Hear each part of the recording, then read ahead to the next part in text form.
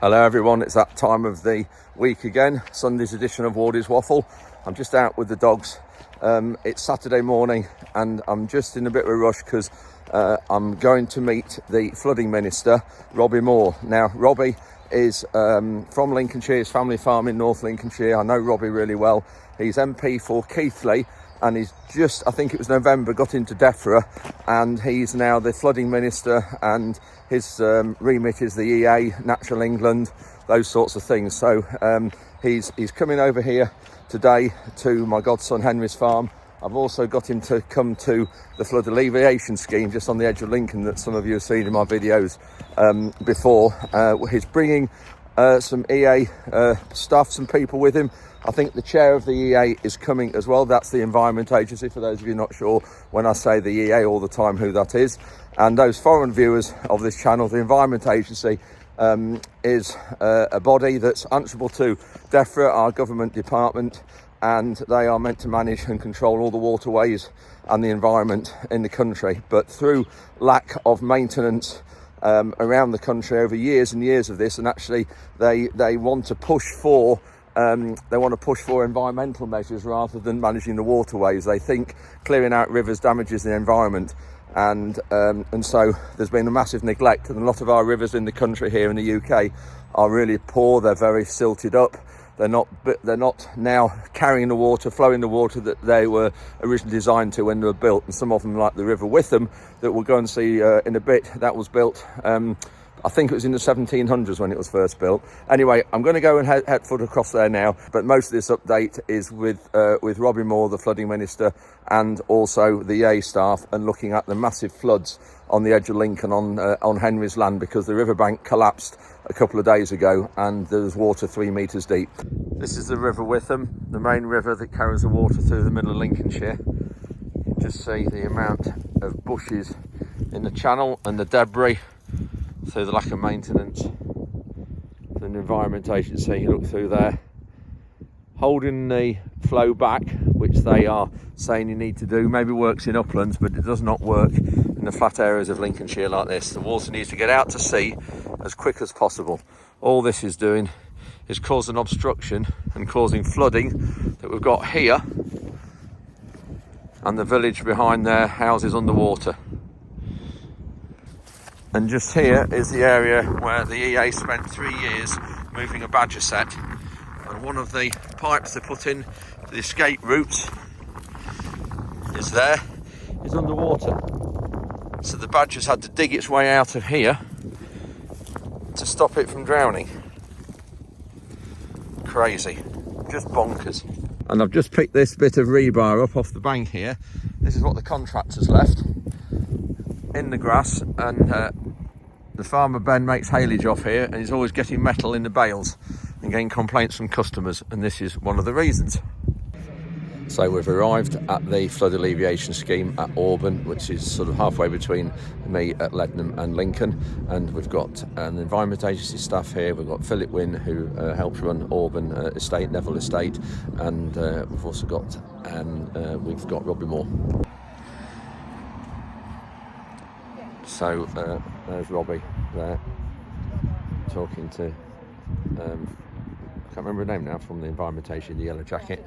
This is the flood alleviation scheme. You can see all the water in the distance there. I think there's about 2,000 acres here that they can flood. You can see all through there. And this was built in 1986. And we've just heard that this is all automated, because one of the problems I have with this is that I know that they flood this. Normally it goes at night, which is wrong because the wildlife drowns. These sluices open, they open automatically when the river system all through up to Lincoln apparently gets to capacity. But my point is that if these rivers were dredged out, the river system would have more capacity, so this wouldn't be open as much. Surely, it's just common sense. Anyway, we'll have a talk to one or two here and see if we can get a bit of info and talk about how this system actually works.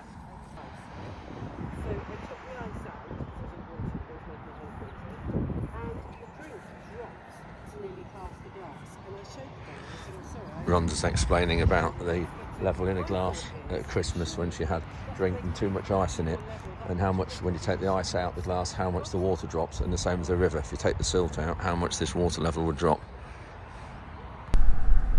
We're now driving to the area at Short Ferry, but this is the area just in there. You can just see now the amount of water. This is the area that flooded before, and we've got Robbie Moore behind us on the way to Short Ferry looking at the water here. But this is from a breach in the Barlings River that happened in October, and every time the river comes up, this just floods. So you can see behind me the Tirrit Arms pub. So we've just arrived here where the big floods are. You can just see behind me, this is the expanse of water. So I'll just turn the camera around. Robbie's here just talking to Henry. That's great to have a chat there. We've got the Environment Agency people who just rolled up, and so we're going to have a walk out in a minute and just have a look here because it is absolutely horrendous. So there we go, down here now. You can just look at this mass expanse of water yet again. It wasn't as bad as this in October. This is about the same level as what it was like in 2019. Just see here, just huge amount of water. And there's Henry's farm. He doesn't live there, the house is rented out, but you can only get to that by boat at the minute.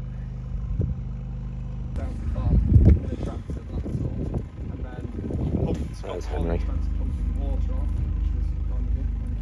But then we've had this latest storm, more overtopping, and then this side's breach. You have also got a breach on the right bank of the Barlings. It's hopeful that when you've got the water pumped off recently, that we'll be able to get a spring crop in.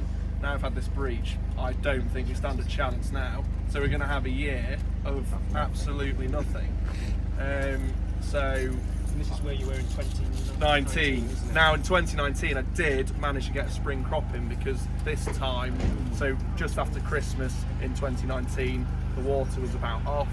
We had a really good spring, it was dry, but I can't, now we're full up. And the size of the breach, we've just been to the breach this morning in a boat, it's huge, I can't.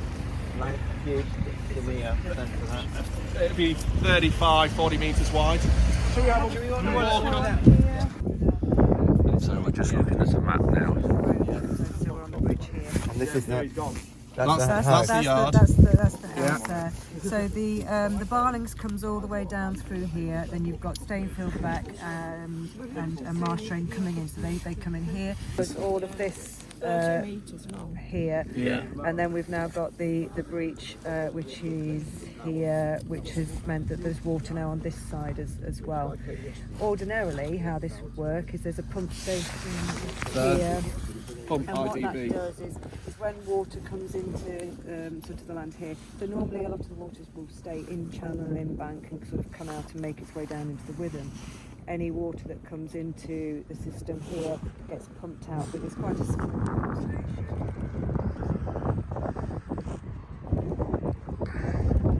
Very interesting here. I'll say very interesting. The only way of getting to Henry's farm across there is on this boat. But that is a generator that was used to pump, or to drive the pumps. Those of you who saw my video 2 or 3 weeks ago, a month ago, pumped the water back into the river. And Henry and Rob from the pub told the EA that the water was rising in to get the generator out. Bearing in mind the EA's maintenance building is only just there. They didn't come and take it out, so now that generator is underwater. Whether it's ruined or not, who knows, but that's an Environment Agency asset that is now not being able to be used. You probably know all this, but we're very flat from here to Boston. There's probably about 6 inches of fall from Lincoln to Boston, and we need water to get out from here as fast as possible out to sea. And Boston is a problem. The Grand Sluice is a major issue. That's basically the plug that all this water's going through. We need to be getting rid of as much water through Grand Sluice as we can. Something that could be probably fairly quickly sorted, say that in inverted commas. So through Grand Sluice, the gates, that's where the water goes, but at the side of it there's a navigable, there's a lock which is 30 feet wide.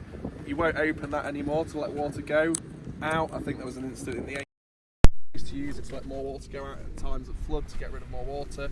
You won't use that. If you open that up, you've got instantly a lot more capacity to get rid of water. In my opinion, it's going to. If you've got between the two parties. if you open that, you'll get rid of more water, let more go. There's trees all the way in the Witham. If you look down here, look, there's trees in the river. There's one there. It's restricting. And elsewhere it is a lot worse than that in terms It's- of... yeah. We've took I've some of seen these that, out yeah. since 2019. There's trees growing. Mick knows all about how many trees there is. 368 between here and Boston, and some of them are midstream. That we sacrifice for flooding, for flood storage, and I'm very open to discussing it with you if we can set up a proper scheme, because I've had the crappiest 13 months, so it might seem like going off on a tangent, but it's relevant, so stick with me for 2 minutes. 13 months ago I lost my father, and I've got another farm that I'm storing water for you, which is apologies if I'm coming across a bit coarse, but fine. I want you to. I'm storing water for free for you. I can't carry on. We need to try and get something sorted. We're just the same. Yeah. Yeah, well, everyone's the same. We can't, and I think we need. It'll be 40 bloody degrees, whatever, and we'll all forget about this if we're not careful. I want to get something sorted. We need to get water going in a more efficient way out to sea. 1, maintenance. 2, set up flood storage areas where you compensate farmers properly, or have some scheme in place so that we can store water. And it's going to benefit everyone. It's going to benefit us farmers. We're not going to lose a fortune and be risking all this money. I'm going to lose hundreds of thousands here. Yeah. 2, I don't know how many million you spent repairing the breach here in 2019. Several million. There's no point. 2 or 3. You can't keep no doing point. it. You're going to have it again, but it's going to cost you more this time. You've got Max's breach. It's worse than 2019. We could actually have mended ours at the middle of November when it went down, but getting through to anybody, although I did get through to Morgan, and he said, well, we haven't any money yet. It might be April before we get any. We should have put Too long to wait. Yeah, it's just not good enough. If it went down in a month, we could mend our breach. Now this one is going to be harder on this side. So, yeah, we don't want the money to if do we could set anything. something up right, it'd benefit us farmers, it'd benefit you. If you put some proper infrastructure to flood things in a controlled manner, you're not going to have these big repair bills. And the big benefit, hopefully we're going to protect people's houses and livelihoods elsewhere. To my absolute huge loss. So I think. But also there's the ongoing issues here is crop loss, because you've lost your winter crop, you're not going to get a spring crop in, that's just this year. Correct. Implications on capital value. Absolutely. Yeah. Absolutely devalued the farm. And also the benefit that you're providing here has huge benefit elsewhere in terms of being able to better protect elsewhere. All these farmers are saving millions and millions of pounds for insurance companies for their houses that aren't getting flooded. I think it's 2 problems. Better maintenance, get rid of more water more efficiently. We are living in climate change. We're gonna, even with a perfect river, you're still gonna get flooding. We are. So we need to get storage areas set up, and I'm an open book. I want to try and work with you. I genuinely do want to work with you. And There's questions, I think, as well around what you want to be able to use the land for. So if we were able to facilitate something, do you want to be able to continue to farm it, or do you want to? And those are all questions that you have to. So I've got Robbie Moore here, and Robbie, first impression when you look at this are just horrifying. Well, the amount of water here is incredible. We've obviously had a huge amount of rainfall consistently over the last few months, but Henry's farm here has just been completely flooded. And the impacts not only to him but further upstream, downstream to other farmers that have been impacted have been immense. And this is the thing, and yet Henry's taking the brunt of this, obviously protecting homes, and we really need to look at what we can do with this. And we've got other farms actually affected as well, haven't we? Poultry farm across there, and we need to look at the whole long-term plan of the water. It is absolutely vital that those farmers that are retaining and holding that water back to better protect others, there has to absolutely be a system where those farmers are supported, because like you see here here with Henry, crop loss implications on capital value of his asset, and that's not fair if it his farm is being flooded as a result of Environment Agency assets bursting, as what we've actually seen. And I here. think the thing that we've got as well is Environment Agency, their hands are tied sometimes, aren't they, with legislation that they can't do certain things, and we need to look at that, which obviously goes a bit beyond what we're looking at here with compensating Henry. Absolutely right, and that's why I've been really keen to come out here and have a look, because as government we want to help and better protect and better support our farmers as much as possible, and that's why coming out and seeing the implications that have been caused here at Short Ferry is part of that. Well, thank you ever so much for coming, really appreciate it. Thank you. Cheers. So the lorry's just turned up with a fuel bowser, and they brought a new generator yesterday apparently, which is across there. If I can, which is that. And obviously this is to replace the generator that is underwater through there that they kept being told about to get out and move before it got underwater.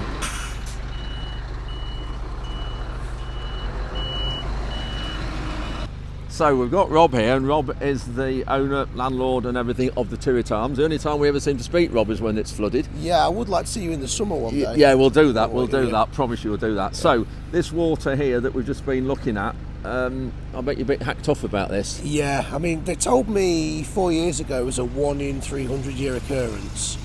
This is, I believe, the 5th time I've seen this since I've lived here in 1981. Crikey. It's just, but when it happened in, was it October last, you lost some fish, didn't you? Because you got some fishing lakes at the back. We're a holiday park here, and we had substantial damage done to the holiday park. We lost our toilet blocks, we had damage done to our lakes, we had 90 caravans that were surrounded by water. Our touring caravan site was completely wiped out. That's all got to be rebuilt. Yeah. And I've got 10 weeks till Easter to do it in. Oh. Otherwise, I can't open for the summer. No. And talking of that and trade, you were just telling Ron about your carveries. Yeah, I mean, to give you an example, the carveries we do on a Sunday, we normally do between sort of 70 and 100 every week.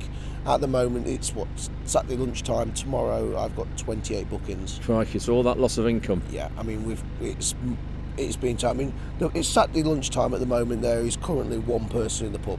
We're a big pub, I've got a lot of staff. Yeah. Let's just turn around, we'll just have the water in the background, you can just see behind. Now, the generator that we're looking at, that they've just turned up here, the lorry behind us to bring another one. What's the story with the one underwater? On Wednesday this week, about 8:30 in the morning, it became quite obvious that the bank was going to breach. There was water coming through it. It was just a matter of time before it went. The generator that is on the road that's been running the pump since October was sat in a place which is a low point, that we know is a low point from 2019. I said to the Environment Agency people who was here all day, everybody I could speak to, you've got to move that generator. You need to move it, because if that bank bursts, it's going to be inundated. Yeah. One of the local farmers offered to go and get his telehandler and move it for them, and I think there was insurance issues with that, probably. Oh, yeah. And we just, even like 9 o'clock, 10 o'clock at night when I was walking around, when the bank had burst and the water was starting to lap on the road, I was talking to somebody and they're saying, you've got to move it. And he's like, we're trying to get it moved, but nobody seems to want to move it. The guys on the ground knew they had to move it. Yeah. They was passing it upstream to the bosses, and nobody seemed to have the authority to say, I mean, we're talking, one of the things they keep saying to us, they haven't got the funding to mend the riverbanks and to make it all properly. They've just wasted. I mean, what do those generators cost? 50, 100,000 It's going to be somewhere, I don't know, but it's going to be up there, isn't it? That is complete waste of money that could have been saved just by somebody just saying, yes, we need to move it. And then all the flood water here, there's got to be something happening, because you can't keep having these losses. Henry just can't keep having crops losses. Oh, God, no. It's just horrendous. Yeah, I mean, we're on the outskirts of Lincoln. People in the Lincoln area go into town and think, but we're a country pub, and most of our customers come from the countryside, which is over there. Yeah. You've been here a long while. How have you seen the river change and the depth of the river change? I'm a keen angler. When I was younger, I would fish the Witham, I would fish the Barlins. Your keep net, when you throw it out into the river, it would go straight down. Yeah. Now when you throw it out, it goes straight across. Yeah, because it's just sat on silt. It's just sat on silt. Just upstream of us from the Barlings a few years ago, it was that shallow in the winter, it was rippling. Right. I've never seen that before. No. This is unsustainable. Yeah, I mean, it is. We're losing money hand over fist. In October this year, we built our own flood defences. Yeah. Currently, fingers crossed, everything's holding. Yeah, something seriously has got to be done, because at the moment the whole river system just isn't fit for purpose. No. We're starting to get the crane ready now to lift that bowser off.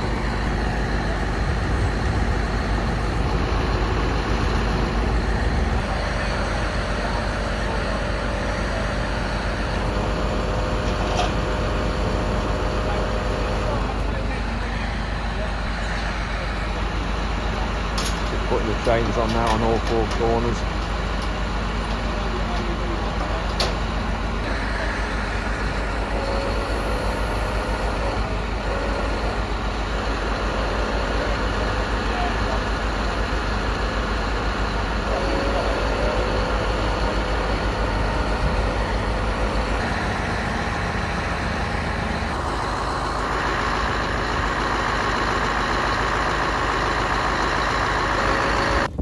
Rhonda and I are just walking along the bank now towards the breach where the bank's collapsed. We've got another area here where the bank is starting to go, so I'll just show you. You can see how it starts. So this is the expanse of water. There's Henry's yard just through there. You can just see here straight away the bank here, another area starting to give way. And this is the problem. A lot of these raised banks, they want all redoing. They've dropped as well, they've sunk, they're not as high as they used to be either, which obviously in a river reduces the carrying capacity. So that gap there is where the hole is. That should be a river bank. We'll carry on and walk around there and have a look. So this is some of the trouble here. That is the river here, but look at that, trees growing out the channel, out the water. It's just unacceptable.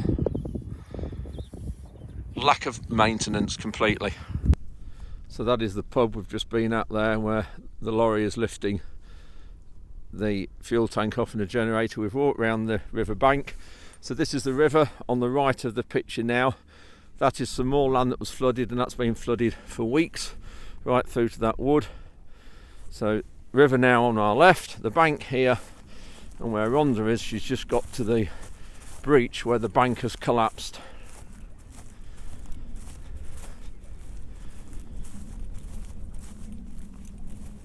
And if you look here,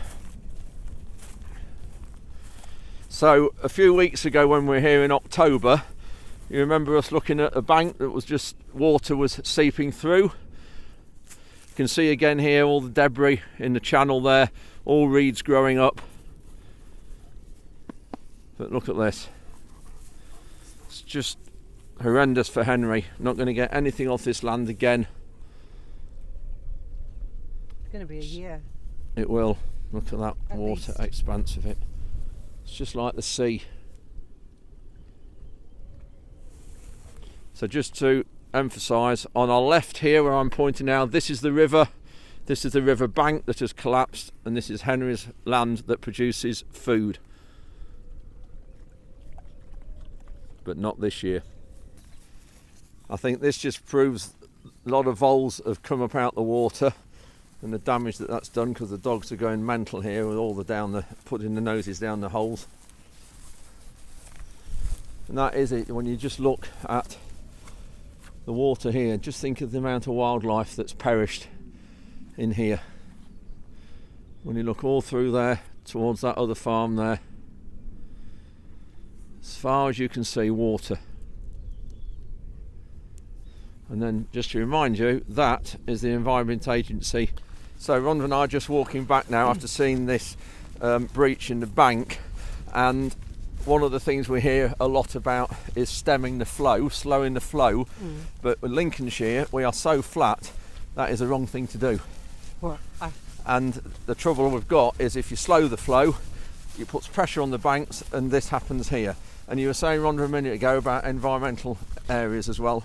Yeah, what I was saying is this is prime producing food farmland, but we've got hundreds of acres of farmland underwater in this county and the next county, which have all been put into environmental schemes, which is damaging not just the land but the environment and the habitat that's there, the wildlife that's there. So we're encouraged to do that. There has to be a change. We're paid to have land in environmental schemes, and yet there's a lot of schemes now are underwater and aren't giving the benefit that they were.